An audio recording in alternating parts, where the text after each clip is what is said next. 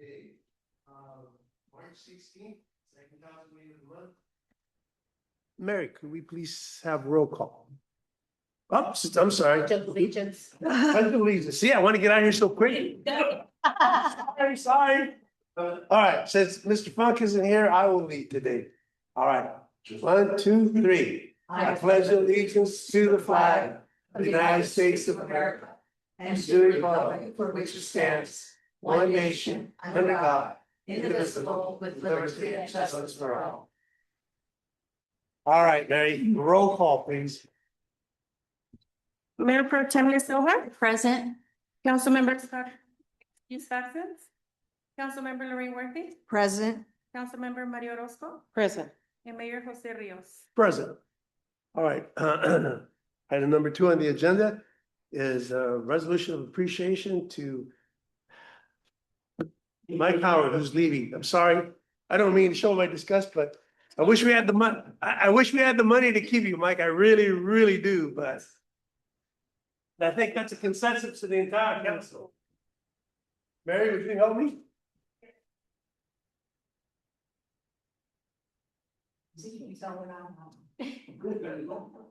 Sorry, what you want?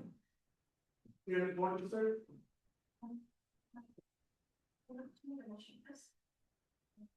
No, probably not. So moved. Second, third. Aye. Aye. No, We should have said nay. Would that mean you have to stay? I think so. So we have proclamation number 2026-01. Whereas for over 21 years, the city of Gonzales has contracted its financial services to Greens Accounting, with Mike Howard being our lead financial services provider and stepping in as our finance director. And whereas as the finance director, Mike Howard worked hand in hand with past and present city managers to ensure that the city finances stayed fiscally solvent. Whereas Mike Howard has generously dedicated his time and energy to serving the city of Gonzales in a dignified, faithful, impartial, and professional manner with the highest level of integrity, honesty, dignity, and accountability. And whereas Mike Howard was instrumental in helping the city get through some of the toughest times of the economy, especially during the financial crisis of 2008 and the COVID-19 pandemic. And whereas Mike Howard has helped to prepare and balance the budgets year after year and has worked with directors and line staff to ensure that city stays fiscally responsible. And whereas during his tenure with the city, Mike Howard's financial acumen was crucial to guiding the city through the construction of the police department station, the renovation of the Gonzales Pool, the establishment of the Dennis and Janice Caprara Community Center complex, and most recently, the wastewater treatment facility. And whereas without hesitation, Mike Howard stepped up to oversee all the financials of the South Salinas Valley Broadband Authority when the need arose. And whereas his financial expertise and support will be sorely missed, but we wish him the best in his new career as the Assistant City Manager for our partner, the City of Soledad. Now, therefore, be it proclaimed that the City Council of the City of Gonzales hereby extends to Mike Howard its highest and humblest expression of thanks, gratitude, and appreciation for serving the city faithfully and exceptionally, and offers its best wishes for good health, success, and prosperity for many years to come. Jose Rios, Mayor, dated this March 16th of 2026.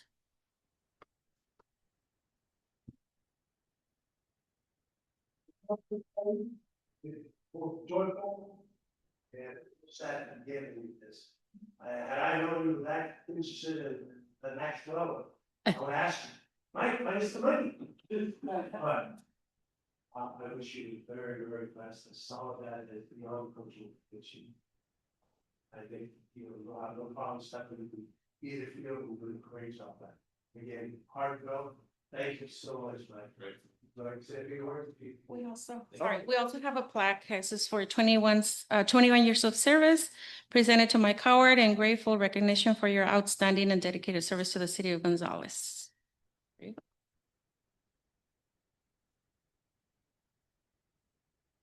Yes. Okay. What is on your side? Thanks. Well, good evening, council, and thank you very much for the kind words.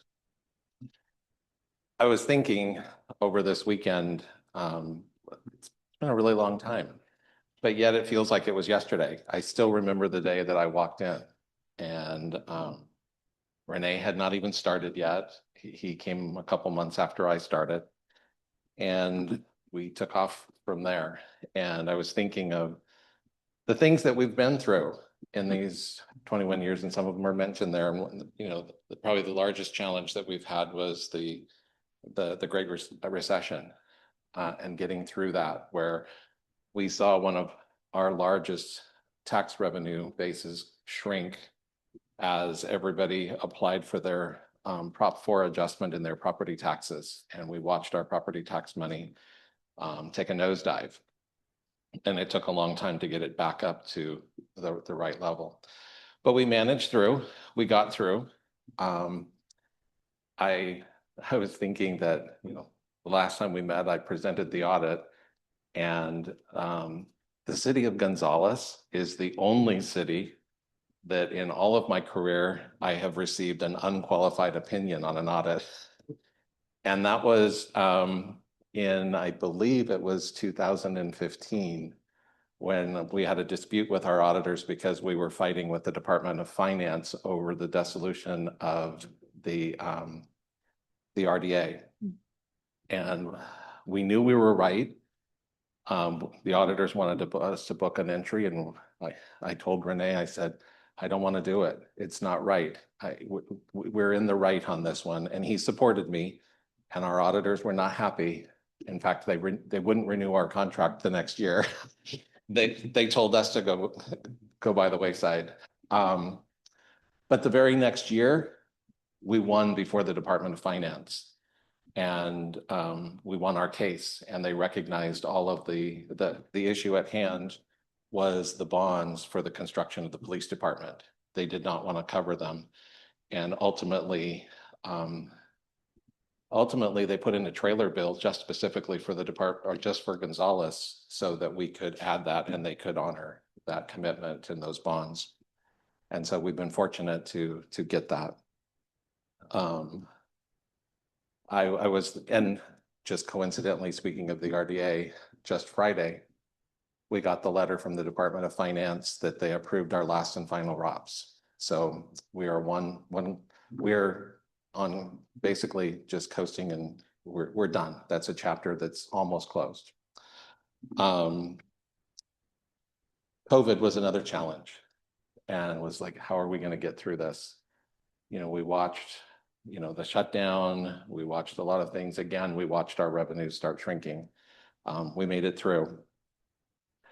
And you know, we came out the other side. We're still really tight. We're squeaky tight. You've heard me say that since, you know, 2023, when we started coming out of COVID. And for the first time for the last couple of years, you will know that we dipped into the council reserve. But I was happy to report for my final report that we're back up at that million and have a little tiny bit of cushion. And we're positioned really well to complete the financing for the community center when the USDA finally gets moving and we get that done. So I appreciate all the kind words. It's been an absolute honor and a privilege to work with everyone on the council. Maria, I think we've worked with you the longest. You've been on the council for the longest. Liz and Lorraine, I've enjoyed your questions. I like being held accountable. Please continue to ask the questions. Jose, it's been an honor serving with you as mayor and the rest of the staff. It's been an absolute incredible journey. I'm looking forward to this next step. I will tell you that when my wife and I got on the phone with all of our children, they were puzzled at why we were calling a family meeting. And I told them, well, I've decided to semi-retire. And they were shocked. And so then when I told them what I was doing, my second daughter said, this doesn't sound like retirement. This just sounds like you're moving jobs. I said, no, you don't understand, 3 different cities, 60, 70 hours a week. I'm looking forward to a little bit less work, some calmer days, and I'm looking forward to spending more time with my family. We're at 11 grandkids and counting. So thank you from the bottom of my heart. I still have 2 weeks left, so we're not done. We still have some stuff to do, and I'll be here for a while, but thank you very much. Thank you.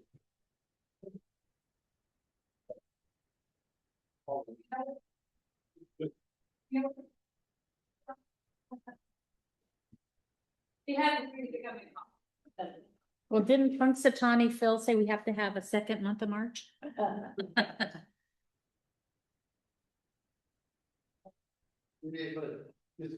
here. Don't worry, no, that's all. Just. Here we go.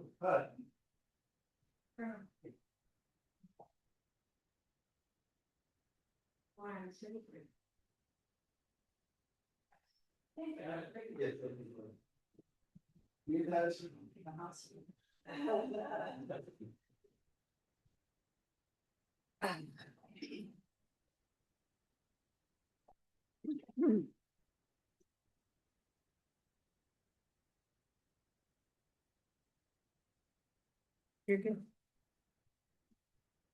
And. All right, moving on to item number 3, comments from the public. Any member of the public may now address the council for a period not to exceed 2 minutes on any item not on the agenda. The council will listen to all communications, but will take no action and make no comments. I don't see anyone rushing the podium, so I will ask Joanna, do we have anyone via Zoom? No comments via Zoom. Thank you. Mary, do we have any comments via No email? comments via email. Thank you. And I'll go ahead and close that public comment period, and bring it back to council for a consent agenda. I have items 4 through 12. If you've all had an opportunity to review that, if there's any questions or concerns, please raise them now so that we can raise those before we move to a motion. No. Move to approve items Second. 4 through 12. I have a motion and a second. All those in favor, please signify by saying aye. Aye. Opposed? Motion carries. All right, moving on, item 13 is an update on the wastewater treatment and where we're at with that. Is that Megan or is that, Mayor, tonight will be a combined presentation by Director Hurtado and Megan, who is via Zoom. Okay. As you know, we've had ups and downs with the wastewater treatment facility, but we've got some better news to share today. And so I'll let Director Hurtado go ahead and walk us through what the latest and greatest is on the plan. Can I make a real quick note?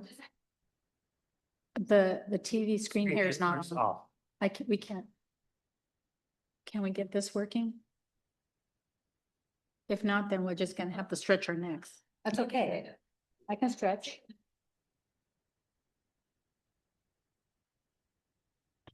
Just a matter of turning it on. My Of son- course, the two go third came on, but the one in the side middle. ones are on. If not, we'll just stretch. It's not, Mary, that's okay. We can It's just recorded stretch. then. It won't kill us. Thank you. We'll save electricity. Good. All right. All right. Well, good evening, Mayor and members of the council. So today we're going to give you an update on the wastewater treatment plant and everything that's going on there on both the existing and the new industrial plant. So things have been going fairly well. We are working on the existing plant. There's a lot that has been done. We've concentrated on reducing the freeboard and getting the water elevation down. As you can see, there's some little room to spare there and on the main pond and then also on pond A, B, and C, which are the purple ponds. If you can switch.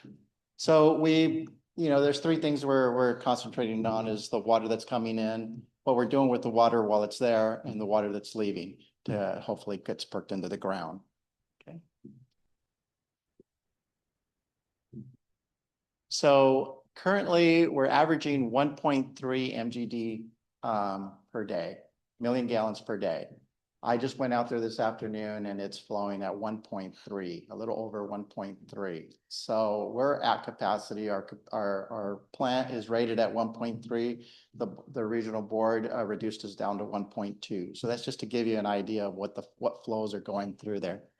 And what we're doing out there is we're monitoring basically the users of the plant, which is the big three, the industrial plants that are in town. And we're looking at what's going in, and we're concentrating on if they're using their dechlorifying systems. If there's a lot of foam, it indicates that there's chlorine in the water. If there's chlorine in the water, in the sewage water, that means the bugs aren't working. That means our plant's not working. So we're meeting with the industrial users, and we're letting them know that there's a new permit that we have to abide by. We're just starting that process. But they've been kind to meet with us and are willing to work with us. So what have we done? We basically have been working on, if you see ponds 1 through 8, those are our main ponds, and those were ponds that were getting filled to the rim. We currently have about a foot of freeboard on those ponds now.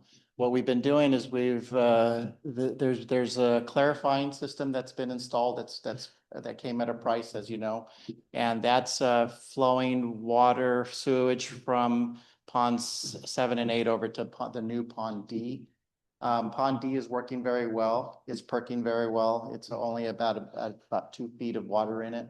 But what we've been doing is we've been flowing water into other ponds. And if there's a dry pond, we go and disc it. And then we're trying to get water in as many ponds as we can so that we're not just using percolation to get rid of water, but we're also using evaporation and wind to help us out. And with this hot weather, that's going to really help. Pond C is being emptied now. And that is with the help of Gateway, the contractor for the industrial plant. That's going into the big pond on the industrial pond. I believe it's pond 2. We've basically been using all their ponds, but this is the last time we're going to do it.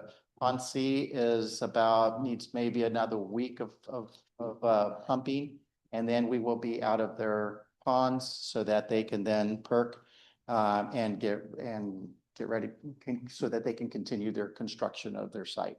So we're hoping to be out of their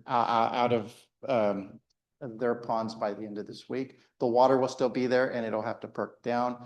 But at this point, if all goes well, their schedule will get affected to having a completion date of about maybe June of 2027.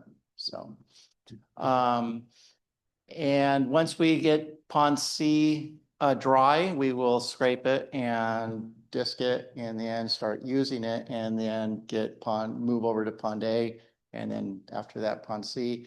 At the same time, we will continue the process of pond D and just moving the water around to all the different ponds. Okay. So, you know, one of the problems we have is with the quality of the water, that it's not causing the solids to settle out. So we're using the clarifying system, and we're using polymers to help out. The effectiveness of that is, I'm not sure if it's effective, but I'm not sure if it's not effective either. So we're just kind of seeing how that goes. But one thing we are doing is we're getting our aerators fixed. There is only 5 working about a month ago when I got here, and today there's 9 working, and we're getting ready to get the 10th one online. So we will get our aeration the way the plant was originally designed, you know, working, and we got to start there to see what happens. We also have a dechlorination unit that's going to be used on the industrial plant that's being brought in earlier to be used on our plant so that we can use it this year. So that means that if it senses a lot of chlorine in the sewage, it'll kick in and it'll dose it with some material. So that's kind of what we're doing to manage the condition of the sewage. Once we get pond C empty, then we'll look at what's down there. If it's sludge, what it is, and we'll dry it out, and we'll get some of that out, and we'll start disking it. And then we'll evaluate the aeration system. We'll evaluate how much sludge we have, and I think the dechlorination unit will help out quite a bit. On the industrial side, Meg is on the phone. I'll just go through it a little bit, and then if you have any questions, she's available. But they're building the influent wet well. As you can see, it's a huge structure.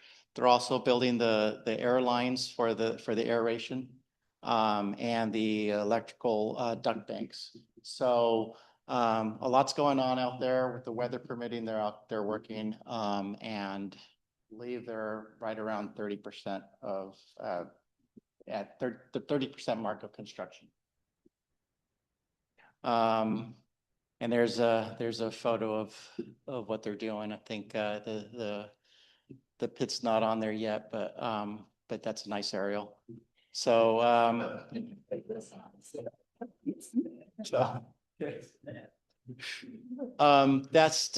so what are we doing? We're reviewing applications from the users. That's the main thing, because we're all in it together. So we have to make sure that they comply. We're continuing to drain the ponds, to rip them, to just manage the treatment plant. We're getting out of the industrial plant so that they can continue their use. We very much are happy and are gracious that they allowed us to use their ponds, because that was a big effort in getting us through this process. The dechlorination system is going to be a big help. And then we are considering the effectiveness of the bioaugmentation. So we're looking at that. But first off, we had to get our aeration up to speed and see how that's going. And then the big thing is we're talking to the regional board about adding an additional treatment phase to our plant, and that's adding spray fields. They're open to the idea. I did talk to the landowner to the north of us. He's open to the idea of either leasing or selling a piece of land or a portion of his land. Right now, the talk is about 40 acres, but we have to figure out what the actual need is. But that, I like that idea, because with spray fields, it's not just perk, it's evaporation, and it's wind that's helping you. The idea is not to pond the fields. It's if you're ponding it, you're doing it wrong. And you get enough spray fields that you rotate the flows, and you just keep drying it out. So that's kind of what we're working on now. Next. As I believe, this is the amount that you approved for the emergency declaration from last year. You approved 1.5 million, and we're currently right around 850,000. A big chunk of that ongoing cost is the rental costs from Rain for Rent. So we're really looking at the invoices on that and seeing how we can reduce that. So next. And with that, Meg is on as well. So if you have any questions, we're here to answer them. Anybody want to start? First of all, thank you. How are you doing through this process? Because I know it's all new for you. I mean, the idea is not new, but our facility, our Gonzales, is new to you. So yes. How do you feel about the way things are moving along? It sounds like you have a pretty good grip on what's happening. I'm pretty happy with where we're at today. We did have one little glitch in, while I was here, we had the ponds going down, we had a lot of freeboard, and then we had, the clarifiers get online with a small pipe. So in a nutshell, we were getting 1 million gallons in and only 600,000 out. So the pond started raising. Right? And so until we increased the outlet pipe, and then it takes a long time for the ponds to go down, and that's kind of where we caused that or I caused that myself, because I was like, wait, it's like the system only has a 4-inch pipe, and then it rained and this and that. But once we balance that system out, everything seems to be under control now, and so I feel pretty good. I came from a pond system in King City. We went through a process where it was in bad shape, and we got it back up to speed. We had a lot of spray fields in King City. We didn't have these ditches here that you had, because now they're ponds. So I feel good. Thank you. Okay, great. Thank you so much. Great report. I have a quick question. Thank you for the report. It's always interesting to hear all this stuff that we never thought we'd ever know about. I won't even say what stuff it is. But when you scrape and disc the pond, does that sludge get removed and taken to a landfill? That's what we're going to analyze, and to reduce costs, we're just going to move it. We're gonna see what it is. Okay. If it's actual sludge and you can't do anything with it, then it might have to get removed. But if it's sludge mixed with dirt, we have some banks on some of the new ponds that have been recently built that we can go reinforce those, and that'll save some costs in getting the sludge removed. But again, I'll back up and say we got to see what's out there first. But we're going to try to use it on site first. And it's interesting because you said we are up to 9 aerators now. And we had, I guess when you got here, you said there was 5. Is that because they were inoperable or we had to add some? We purchased one motor. Oh, So since I've been here, purchased one motor, and then we got the rest of them up and going. good. I mean, that's all good news. And I told you when I came in this evening, it's a good thing we haven't had a wet winter because it's allowed, I think, that whole project out there to not cause any emergencies for the city. So thank you for the report. Anything else? That's it. Thank you. Thank you for the report. I have a couple of questions. So on the fields that we're gonna be using as aerators, you said 40 acres and you're gonna rotate that. Now, when you put fertilized water on blank dirt, it tends to grow a lot of weeds. I'm assuming the farmers Yes. advise and he knows. And then who's gonna take care of disking those weeds, us or him? Oh, no, if we would take over the land, Okay, either by lease or by purchase, okay, it's going to be ours for a long time. Okay. And then the process is we have a big tractor with a disc, and then we start basically we manage a disking operation and a rotation. okay. So yes, that will be part of our operating procedures. Okay, If- now, if I we can- have the tractor now, or is that another item that we're gonna have to end up purchasing? We have equipment, but it would, just to clarify that, we still are assessing how many acres or what it's gonna take if we're gonna purchase, if that's possible, or if we're gonna lease, and then how many. So Octavio mentioned we still are in the middle of doing the research with the, also the water boards need to permit the use. So we have to, submit for approval that additional, area, and then again, just determine, okay, is it 20 acres, 40 acres, and is it a lease for purchase or is it purchase? That's still kind of in the works. Okay, well, I think the precedent has been set by both King City and Greenfield that they're spraying fields out there. So I'm hoping and praying and crossing my fingers that our transition to that from the water board is basically a done deal. But I won't necessarily hold my breath because stranger things have happened. On the new industrial plant, how far, you said it was about 30%. My only concern there is because we've already paid for it, not once, but twice, is the PG&E contract, I believe, was revamped and the charges were renewed because it was lapsed. And so then they have to redo the cost and then costs obviously go up. Have we paid for that so that we can then hold PG&E to that cost? Yes. Okay, great. And we're paying for it and we're asking for the 100% of the reimbursement back in 10 years. Great.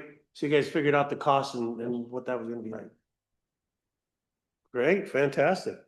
PG&E has an option. You can either pay an amount up front that's a little less and basically you get no refund back. But it's based on how much energy is used, what they charge you. So if we use more energy than what they estimated, then we get to get all that money back.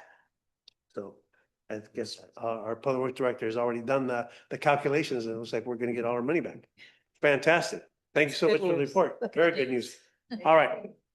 Since it was a report, I do need to open this up to the public for anyone from the public wishing to comment on this item on the agenda.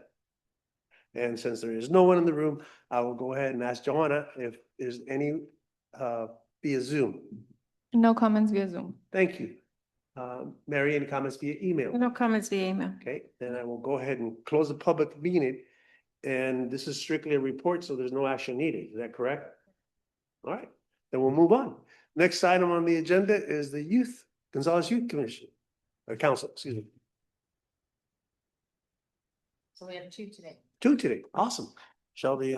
Yeah, it's Voice, just a me, voice. Orlando and Shelby. So I'll start off with our oral communications. So our typical GYC meeting has been postponed from March 12th to this upcoming Thursday, March 19th.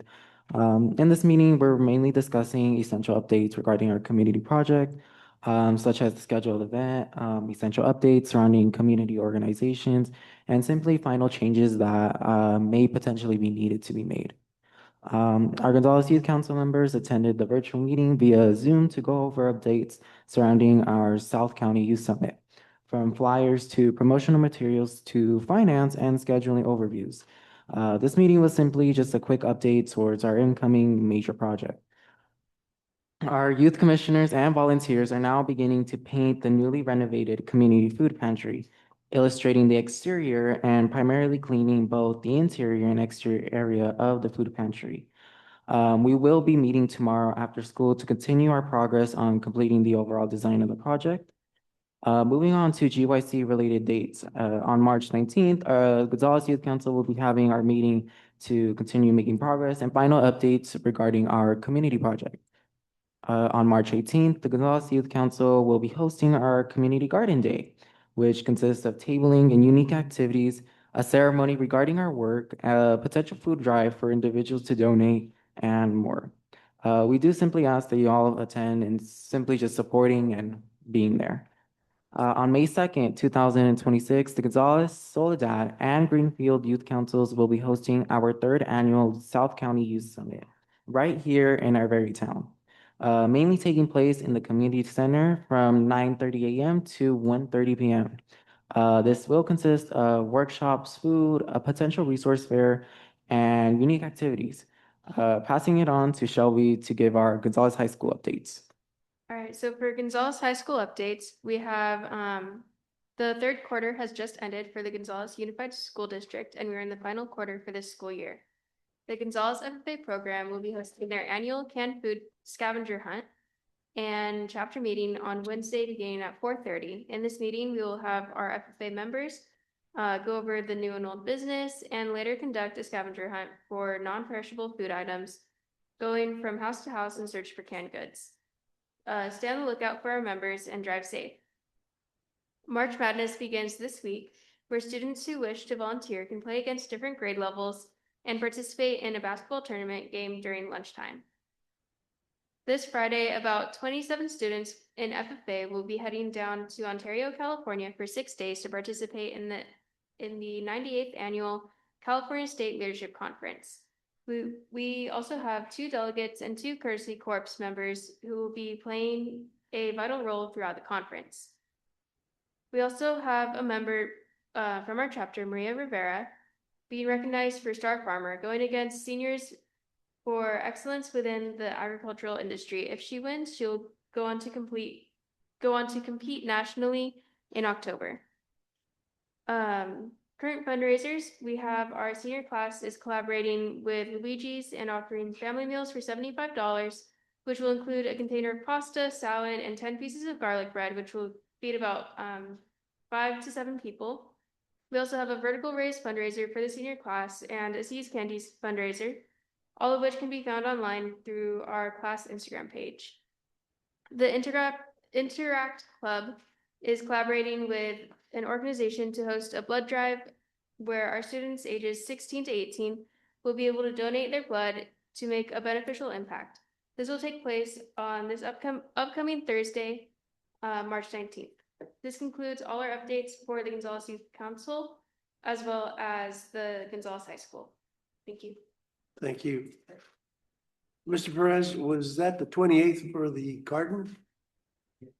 Is it March 28th? Okay. And at what time? 11? I think it's 11. Okay. Thank you. And I have one question. Sure. The May 2nd event, is that the South County Summit? And it's going to be at the Communities Conference? Okay. Thank you. Because I think you attended last year too. I attended, down in Greenfield. Yes. It's a great event. Yes. Any other questions or comments? Ms. Orozco? No. Ms. Worthy? Sure. Okay, thank you. All right, moving on. Council committee reports. Nothing from League of Cities, handbag. Mr. Funk is not here, so it's all yours, Mr. Worthy. MST. All right, I have a few things that I want to share. The first one is the disposition of 32 MST vehicles. I know that Chief Weiss showed an interest in obtaining one of the vehicles, and I'm hoping that I sent him the information and you were able to working on that. Great, perfect.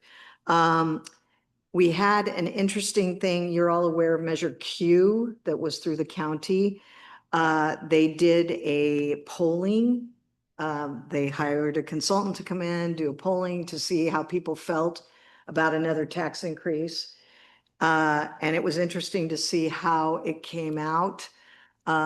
Women versus men, Democrats versus Republicans, conservative men versus conservative women. I mean, it was all over the place, but it was really interesting to see of who didn't want to spend the money, and they decided that they do not want to put it on the 26th ballot. So it will move forward in 2028, which is what they're looking at. I'm happy to report, which I know Councilmember Silva is well aware of. MST Board authorized the general manager to execute a purchase and sale agreement with Salinas Valley Solid Waste Authority for the purchase of real estate located at 139 Sun Street, consisting of 2 parcels for a negotiated amount of $5.975 million. Yeah, somewhere around that. So we're very excited about that because that'll be another place for our stations, maintenance stations in Salinas. So that was something that we worked very closely with Solid Waste Authority, the council members from Salinas, and so we're very excited that that happened. The last thing, I just want to indulge everyone. I want to read something to all of you because to me, this is really indicative of what MST does. It was an email that was sent from Carl, who's our CEO. And basically, on the morning of March 9th at 5:31 a.m., Monterey Police Dispatch requested transportation support for victims of a structure fire at Casanova's Melway Circle. 2 MST buses were dispatched and MST Senior Operations Supervisor Tim Minnelli acted as incident commander for MST, and Operations Supervisor Omar Wilson served as the liaison between Minnelli and the 2 coach operators. Over the next 2 hours, a total of 97 passengers, primarily elderly and disabled individuals, some accompanied by pets, were transported from the fire location to the Hyatt Regency Monterey on Mark Thomas Drive. The evacuation of residents from the structure was conducted by the CERT incident commander and the Monterey Police Department incident commander, who served as primary point of contact throughout the operation. MST Communications Specialist Martin Mendoza provided support by maintaining communication between MST personnel in the field. MST staff had to access a heavily congested area where large EMS vehicles were blocking portions of the roadway. Despite these challenges, we were able to deliver the service requested by the Monterey Police Department within 25 minutes of their initial call. The various public safety incident commanders on site expressed that they were impressed with our professionalism and thanked our team for a job well done. I wanted to share this with you because you know how I feel about MST. I think it's an incredible organization. And the fact that not only do we transport people from point A to point B all through the county, but we are also called upon to help in an emergency situation. And to me, this was a huge deal, especially at 5:30 in the morning and you're dealing with senior citizens. And so I just wanted to let everyone know that because I thought it was a really great thing. So that's all I have. And thank you very much. Oral communication. But would you like to start today? Yes, Lorraine, on behalf of the Housing Authority, of which I'm a board member, I'd like to thank MST for their, and the staff for their efforts in assisting our seniors, very devastated residents, especially those who had pets and were not able to find them. We have been able to place some of the residents at certain locations. Some of them are staying at the Hyatt. We had just had our retreat in Monterey, and the day one of our board members who happens to live at Casanova was at the retreat. So the very next day this happened. Some of the seniors are being placed in facilities such as the King City camp right now that's not being occupied until we can find more permanent housing for them. But thank you again for the services that were provided by MST. Certainly, we are still asking for donations for the seniors, and they can certainly contact the Housing Authority and speak to our director, Sulika, if anybody wishes to make any kind of donations for those folks.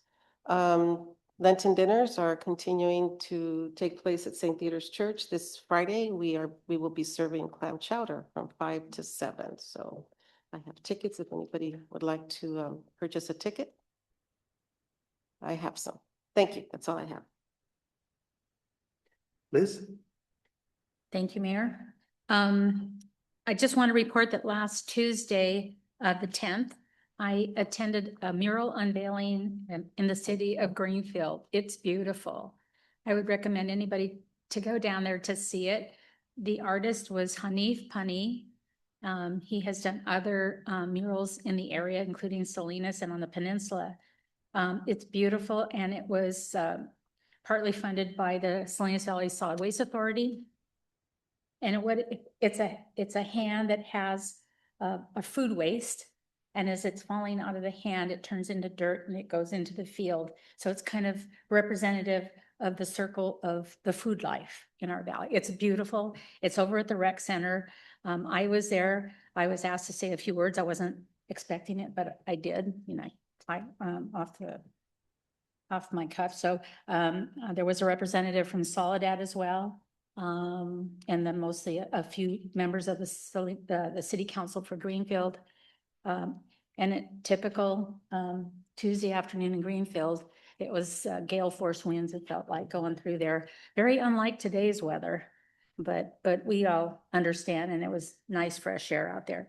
But it's beautiful. So when you have a chance, it's on Oak Street at the rec center in Greenfield. So I recommend to go see it. A reminder that spring break, Easter break, whatever we call it these days, it is coming up. I think it begins around March 30th, the week of March 30th, or the week after Easter.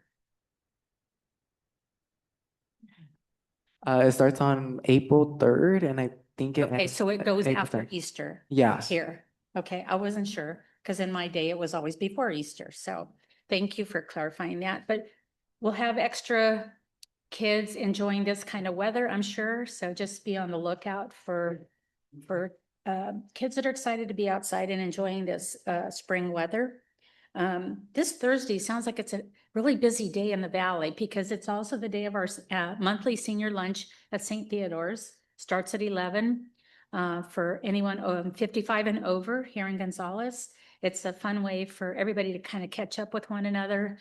I will not be there because I will be attending the Trashin' Show that is hosted by the Alliance on Aging. It'll be in King City, and it also starts at 11 in the morning, so I can't be two places at once. I will enjoy that Trashin' Show. My mother will enjoy the lunch here.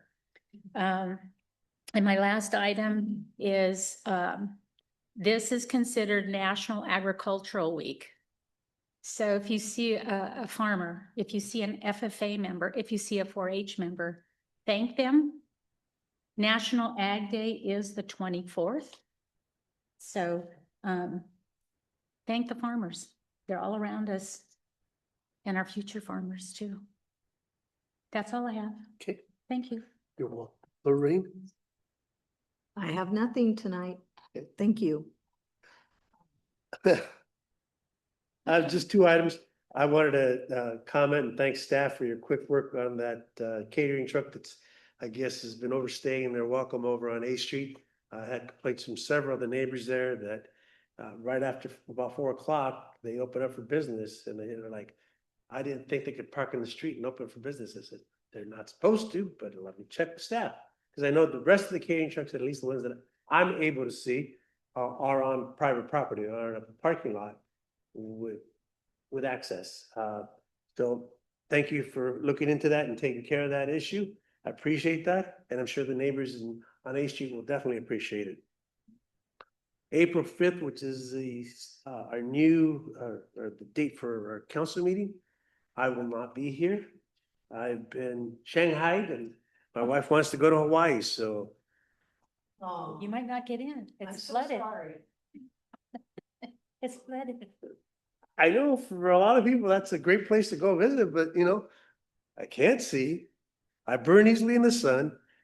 I can't eat the fruit because I'm diabetic. So tell me, what am I doing going? You're gonna go learn how to hula dance. I guess. Yeah, I'll be hula dancing, all right. Are they particular port?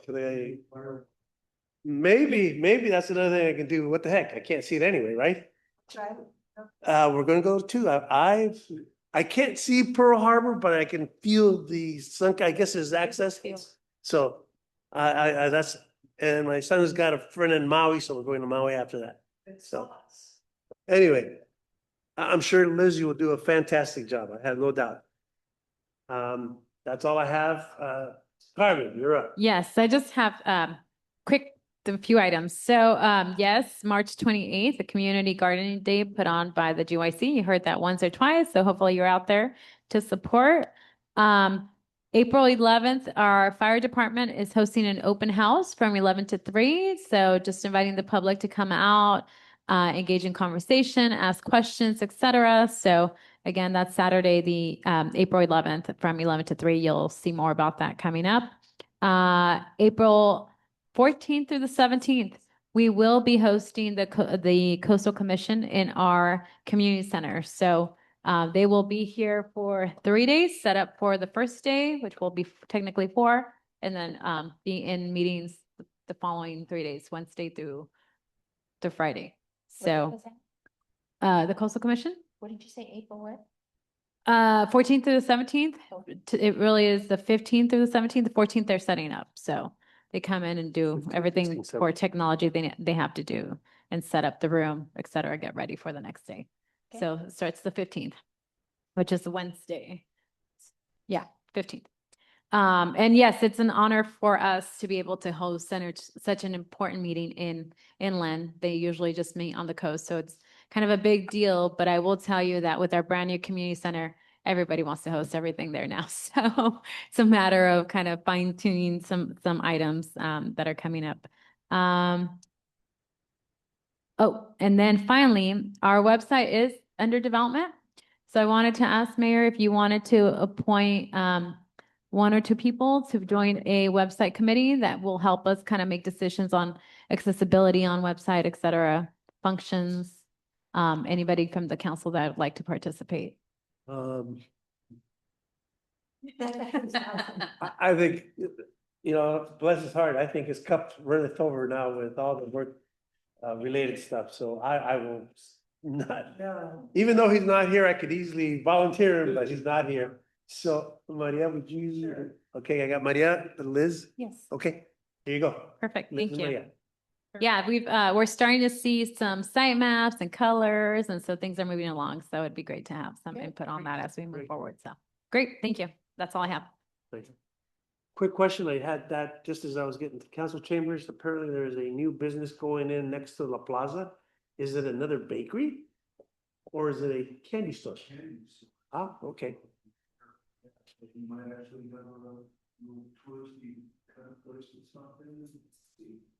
Fantastic. Okay, great, great. Any, no other business? We have 2 weeks to get our. I'll watch my language now. We're in the middle of the hurricane here, waiting for the LAFCO response on our annexation application, so that's coming. And I don't have all that much to report. I'm blessed to have some interns coming tomorrow that we're going to interview to help expose them to community development and work on some side projects. And just to know, those are Hartnell interns. We also have a few applicants that we are going to be interviewing, hopefully for the finance manager position. So Mike Howard will be joining me in interviews on Friday. But Anytime Fitness, want to share a little bit? Yeah, we are almost out of plan check, and they'll start the activity. We've approved the sign, and I've encouraged them to talk to our sign folks, right, on the big new billboard, say, to have kind of a coming soon to Gonzales advertisement. All those parties seem really thrilled to want to do that. There's a big energy, and I guess evidently there's Anytime in Soledad. And they're really talking up that they're going to have a Gonzales location. Great. You guys may start getting questions from the public because they were starting to advertise Anytime was in November, September, and I was getting a bunch of calls. At that time, we weren't ready because we didn't have official documentation. But now it's official that they are going to be coming into where the old library was. Which is perfect because that's one of the things that the community wanted. It was a fitness facility. So it will be in that space shortly. One, since you brought up the developments that are happening, I just thought I'd share with staff. I had a call from a commercial realtor who is basically hawking the winery. Apparently the winery has closed this facility. For all intents and purposes, it is no longer a winery. So So Mayor, if I could expand on that, my understanding is come July 1, only be like a janitor and groundskeeper for a while. Correct. And the facility is for sale as a whole, but a couple series of layoffs here to get to 0 by July. So be great if we can court any companies we can, agricultural produce. That's a lot of roof space. that is. It's a lot of real estate. It's a lot of visibility for us, right? It's the most prominent thing you see other than houses driving through 101. Well, I'm saddened to hear that we're gonna lose the wine capital title because we won't even have a winery. Yeah, I was just getting up and going on that one. Yeah. So anywho, if staff thinks of anything creative out of the box, that he's willing to listen to all offers. So I told him. Mr. Finnan, we will look at it. But yeah, it's such a huge piece of property. I mean, I'm racking my brain. It'd be great if we get a hotel or something, but it's sold, the Constellation Group sold to the wine group. The wine group is keeping 2 of the 3 wineries they took from Constellation, but they feel that this is not something they need or want. Yeah. Well, they're taking a lot of grapes out of production. They're taking so Wine business. real flat. No pun intended. All right, do I have a motion for adjournment? So the Second. Move to second, all those in favor signify by saying aye. I. Keep waiting to hear opposed. We are adjourned.